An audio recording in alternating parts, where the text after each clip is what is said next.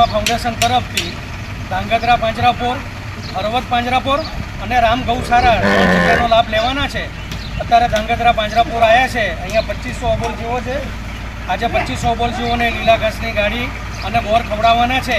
હળવદ પાંજરાપુરમાં પણ ઘાસની ગાડી અને ગોર ખવડાવવાના છે.